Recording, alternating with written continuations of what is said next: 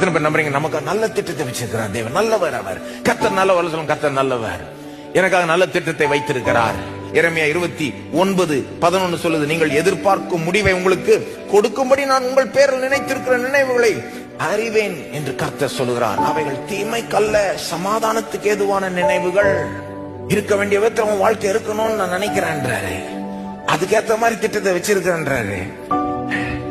உனக்கு தீமை கொண்டு வரும்படி திட்டம் இல்ல, நன்மை கொண்டு வரும்படி திட்டம் தான் வச்சிருக்கிறேன் நானு. உனக்காக நான் தீமை என்ன நன்மைதான் என்ற சமாதானம், ஷலோம்.